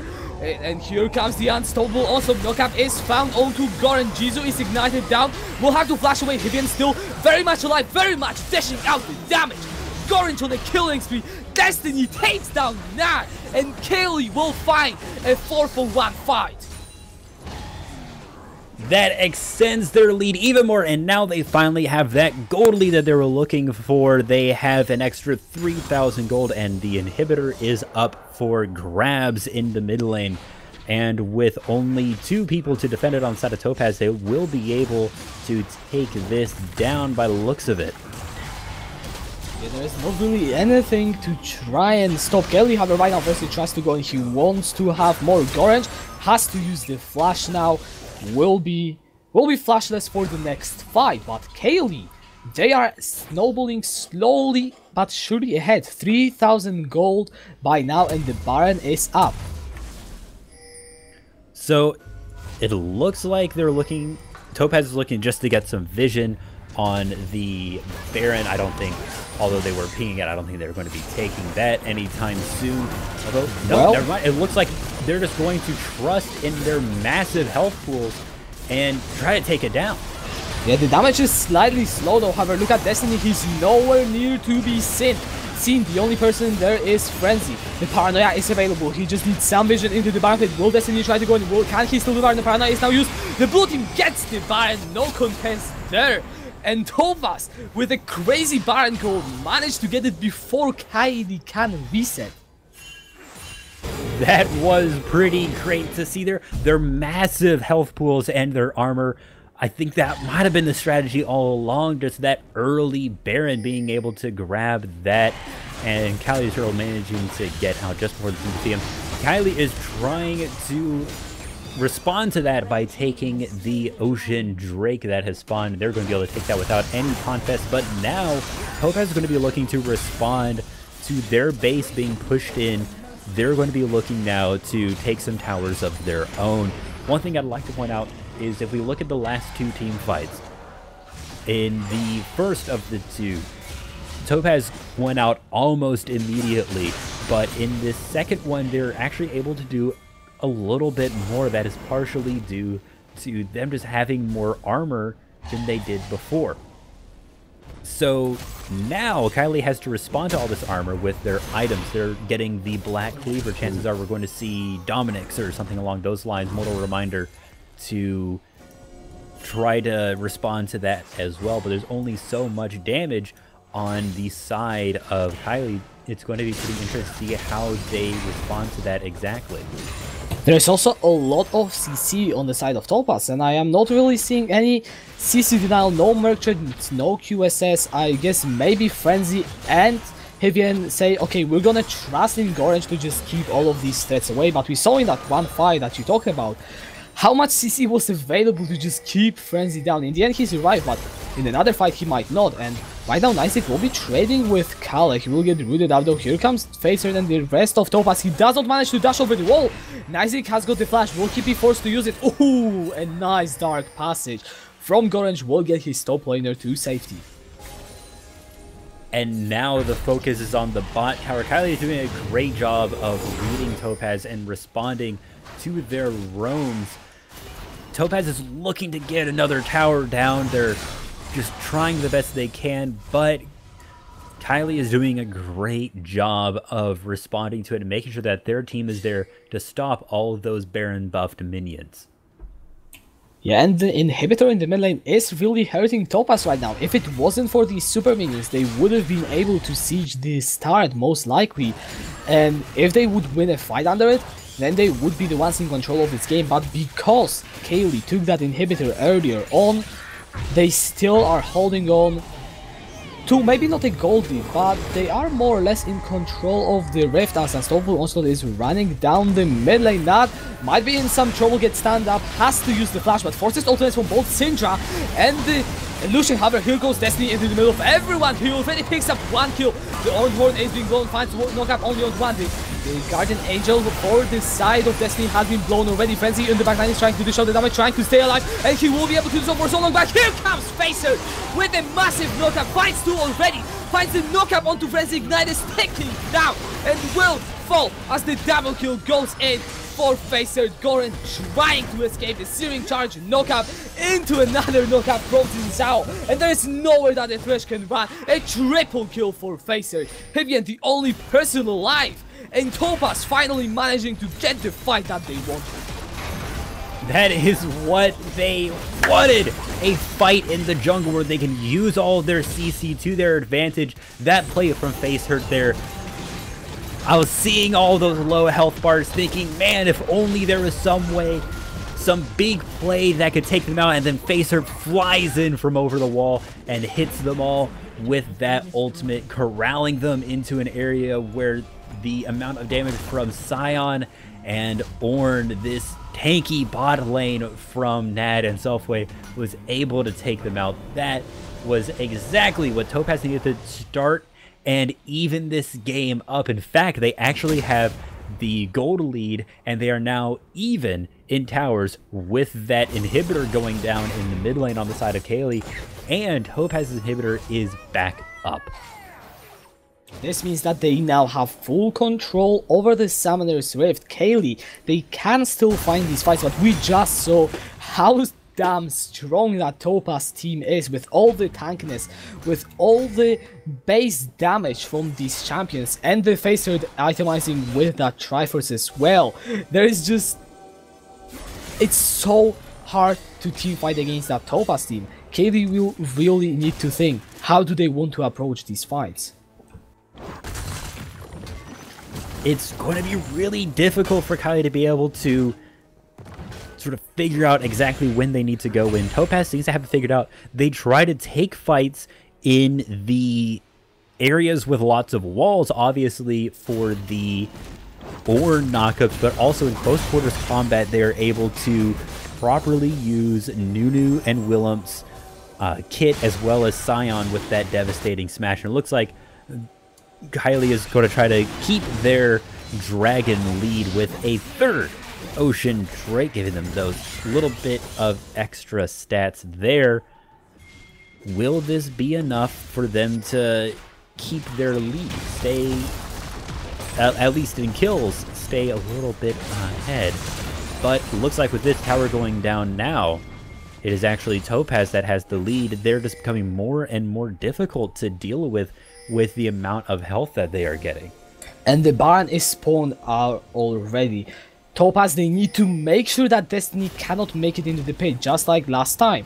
They will be actually trying to go for this Baron. Right now they have a minimal vision control, and Destiny can go into the pit. He has got no flash, but the paranoia is there. Topaz, they have the CC to deny any kind of entrance into the pit if they played out correctly, but the teleport is coming in already from Jisoo. He will be staying up with this Camille. Destiny, as I said, he's in position to go in. Looks like Caeli will just move down as the team. The call of the Forge is coming down. The knockup found only onto one person, and the team fight is in full-blown swing. Hivian has to already flash out. Frenzy is dropping low. Double kill for Facer. Destiny is down. Hivian dropped down as well as Frenzy. A 4-kill for non-fight for Topaz. Beautiful execution.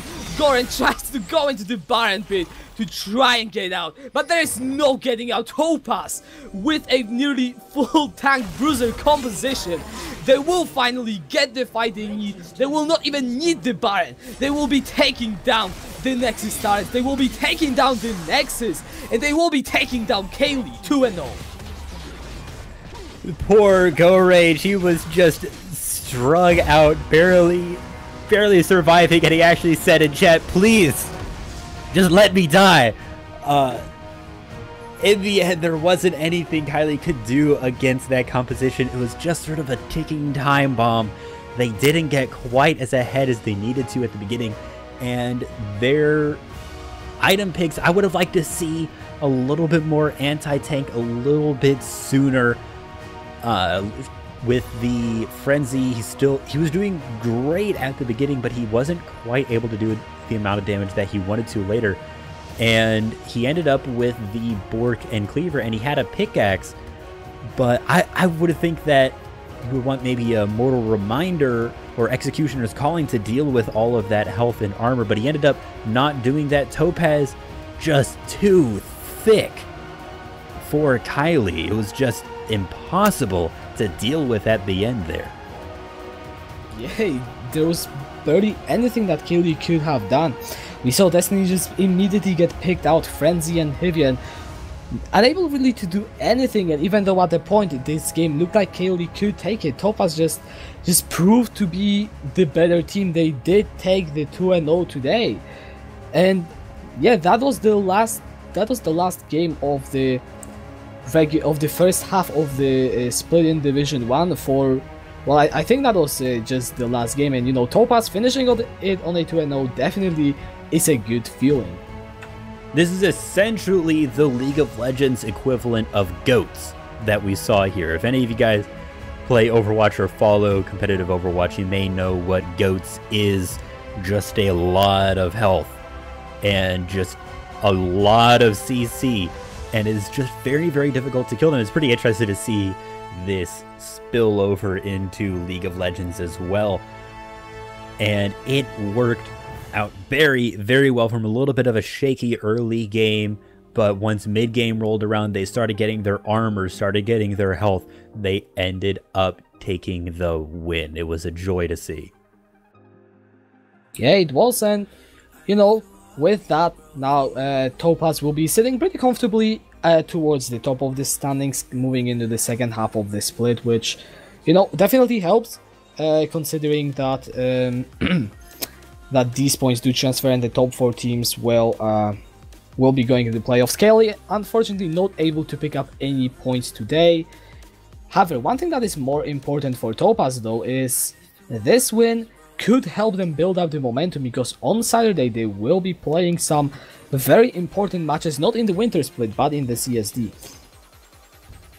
So I've seen it in the chat. It's time to talk about MVPs.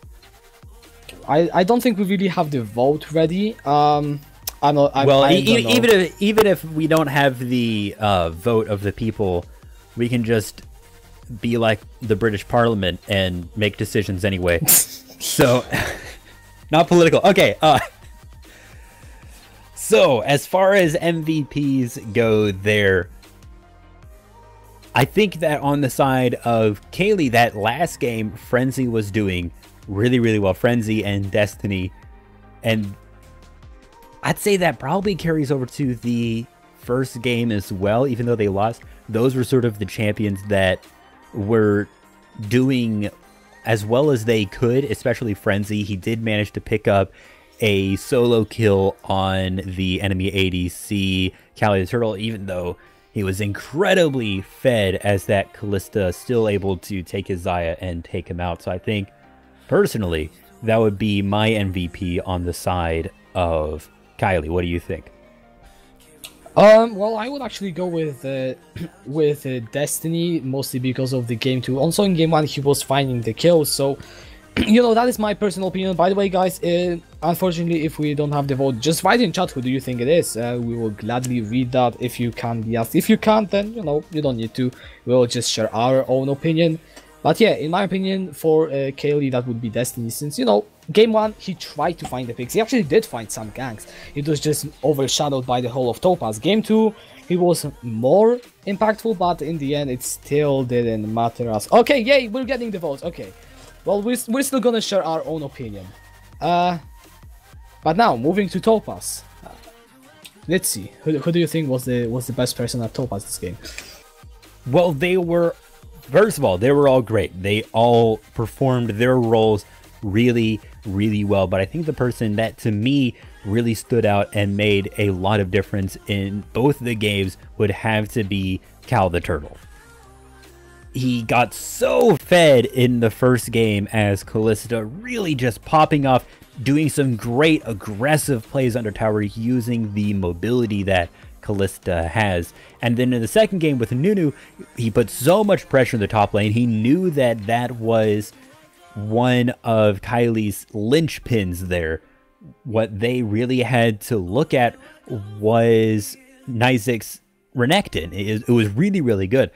And Caeli noticed that, he responded to it, and also he was able to play these two roles very effectively, both jungle and ADC. I mean, even though you could say Nad did the same, we're not going to get into that too much. And with the team fights, the Nunu knocking up people with the snowball, the absolute zero ultimate did some great things, and it looks like we have gotten the votes in now. I am wrong. The MVP for Topaz is Nad. What do you think about that? I think it's understandable, to be honest. His game 1 on Vi has been pretty much just as impactful as game 2 for Cal in the jungle. And, you know, his game 2 Cyan, well, it is a Cyan, and I think he did very well considering he was into the ranged matchup. He made sure that Frenzy couldn't really snowball on that Lucian or get any significant lead, and even at one point nearly killed him, or I don't even remember. There was so much action that he could have killed him at one point. I just honestly don't remember that. So I am not surprised to see Nat being the favorite of the crowd. However, you know, we'll just let the MVP votes do their thing. And yeah, is there anything more to talk about? We could talk about the promotion matches, since this will be the next thing happening in the Wintersplit. That's right. Let's talk about the matches coming up. Let me pull that up. I have that here somewhere. Well, I'm gonna start off then. On this Saturday, 15th, we will have a promotion match between the 6th place in Division, or actually the 7th place in Division 1, which right now will be Hydra's Esport, facing up against Ares due to the Cepheus leaving the Wintersplit that we said earlier on. And, you know, that will be a fairly interesting match, to be honest, especially that these are the two teams that I actually didn't think would be playing in the promotion. So, well, Ares wouldn't be playing if not for the Cepheus, and I honestly expected Lara to go more into the promotions than Hydra's, but thanks to Topaz FFing the game yesterday, it is Hydra's Esports. So, do you have any thoughts on that matchup? It's going to be interesting to watch. I mean, all division decider matches, all relegation matches are really fun to watch because the team that's on the up and up, they're looking to prove themselves, show that they have what it takes to pull it out in the end and get in that higher division and then be able to prove themselves in a higher range of competition. And then on the other side, you don't want to be the team that loses your spot in Division 1. That is not what you want to experience. It's disheartening. We'll say it that way. So it's going to be pretty fun to watch those games because there's just a lot of emotions there. There's a lot of what ifs and some pretty exciting stuff. And I'm going to be watching because I'm going to be one of the casters for it. I don't actually know who's going to be casting with me yet, but I am on the schedule. Yes, you are. And yeah, also thanks to the fact that Lara took the best of 3 over Hydra's. Yes, Milo, that is also true. Although the way that this played out, it didn't matter in the end, but yes. The second match though, we have Old Boys versus Phoenix. It would have been Cepheus, which, you know, in my opinion would have been a very, very hype match since Cepheus went undefeated through the Division 2, but, you know, things happen as they happen. Phoenix also have been very dominant, so this second match, I think if we could see some close best of 5s, that would be it. Especially considering that, you know, Old Boys, they have kind of struggled in Division 1, so they will be looking to just prove themselves and say, we are good enough to stay in Division 1. And that's also going to be the casting dream team there. Casca and Kara. No need to spoil it. Find out then. Yes, find out then. So yeah, this is how it will be looking for the rest of this week. On Saturday and on Sunday we will be having best of 5. So you know, better guys, get your popcorn, and I will need a lot of water probably, because I will probably shout a lot. And also one thing on Saturday as well, Topaz will be playing in the CSD playoffs. We will also be streaming that, I believe, on the CSD channel. So, you know, you can also watch that. When it comes to the Wintersplit, these were the 2 promotion matches. And is there anything else to say before our sellout? Let's see. I don't really think I have anything. Alright, well then, don't forget guys to follow us here on Twitch. Also subscribe to us on YouTube. Subscribe to PewDiePie on YouTube. follow us on Twitter. You can also follow us on Facebook. And don't forget to join us in Discord if you aren't already. If you are new to this stream, watching first time, then you know, just join us down there. And also, you can follow us on Battlefy, because we will have tournaments once this Wintersplit is over. And I believe this is it. And, you know, we wish you good night, guys.